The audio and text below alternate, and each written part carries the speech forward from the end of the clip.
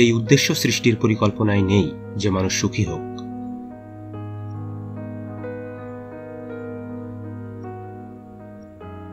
কষ্টের বিরুদ্ধে আমরা সবচেয়ে অসহায় তখন যখন আমরা প্রেমে পড়ি।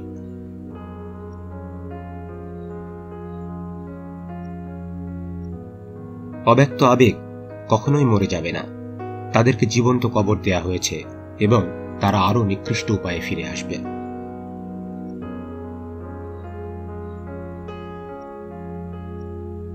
একটি চিন্তাকে যখন আমরা ভুলে যাই তখন সেটা কোথায় যায়?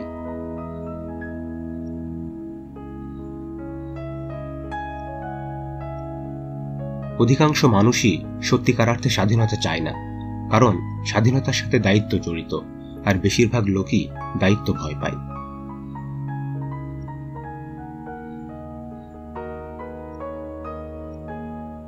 একদিন হঠাৎ ফিরে তাকালে দেখতে পাবেন জীবনের সর্বোচ্চ সংগ্রামের বছরগুলোই সবচেয়ে সুন্দর বলে প্রতিপন্ন হবে।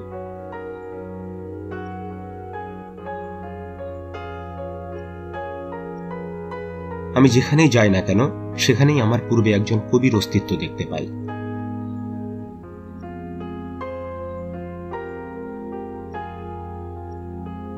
খারাপ লোকেরা বাস্তবে যা করে, ভালোরা তার স্বপ্ন দেখে সন্তুষ্ট থাকে।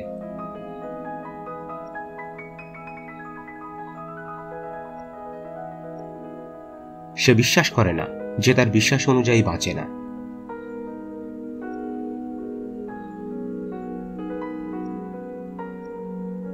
সৌন্দর্যের কোনো সুস্পষ্ট ব্যবহার নেই বা এর কোনো সুনির্দিষ্ট সাংস্কৃতিক প্রয়োজনীয়তাও নেই, কিন্তু সভ্যতা এটা ছাড়া চলতে পারে না।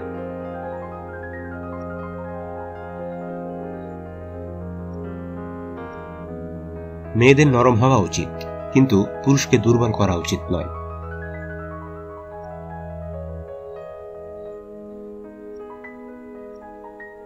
ধর্মের ক্ষেত্রে অনৈতিকতা কখনোই নৈতিকতার চেয়ে কম সমর্থন পায়নি।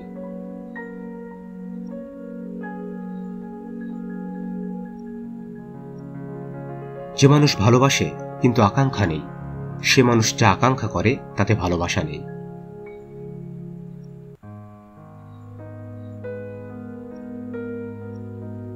পাগল হল একজন জাগ্রত স্বপ্নিক।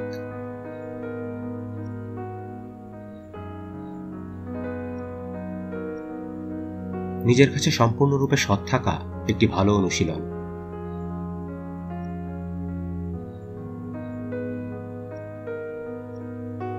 ধর্মীয় মতবাদ সবই বিভ্রম, তারা প্রামাণিক নয় এবং কাউকে এটা সত্য হিসেবে বিবেচনা করতে বা বিশ্বাস করতে বাধ্য করা যায় না।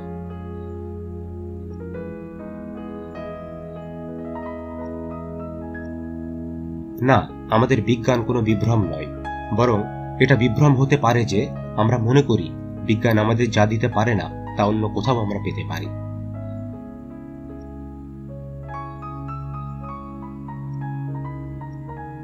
পুরুষ মানুষ যতটা মনে করে তার চেয়েও বেশি নৈতিক, আর যতটা কল্পনাও করতে পারে না তার চেয়ে বেশি অনৈতিক।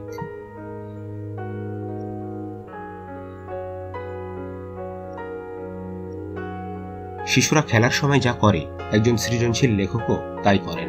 তিনি একটি কাল্পনিক জগৎ তৈরি করেন এবং সেটাকে খুব গুরুত্ব সহকারে বিবেচনা করেন।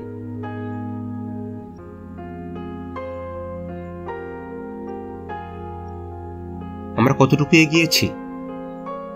মধ্যযুগে আমাদের পড়ানো হতো, আর এখন আমাদের বইগুলো পড়ানো হয়।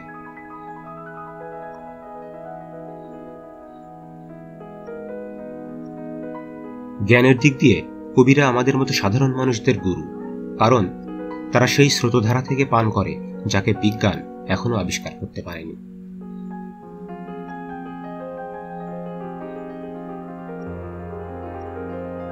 বঞ্চনা ও আকাঙ্ক্ষারূপ ভালোবাসা আত্মসম্মানকে নষ্ট করে।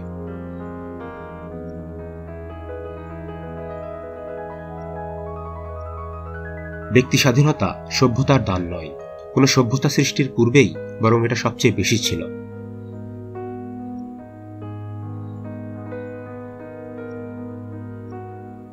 চুম্বন করার মতো কিছু না থাকলে ধূমপান অপরিহার্য।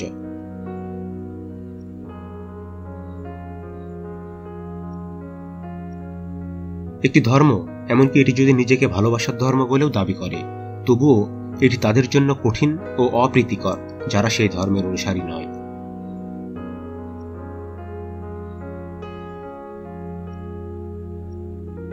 প্রতিটি ব্যক্তিই দ্বৈত অস্তিত্ব বহন করে, একটি নিজের উদ্দেশ্য সাধনের জন্য এবং অন্যটিকে একটি শৃঙ্খলার সাথে যুক্ত থাকার মতো করে তৈরি করা হয়েছে, যেখানে সে যে কোনো মূল্যে নিজের বিরুদ্ধে বা নিজের ইচ্ছা ছাড়া কাজ করে যায়।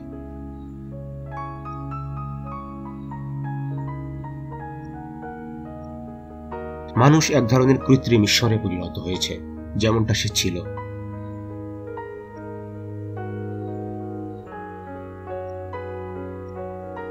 আমি কখনোই এমন কোনো ক্লাবে অন্তর্ভুক্ত হতে চাই না যেখানে আমার মতো সদস্য থাকবে।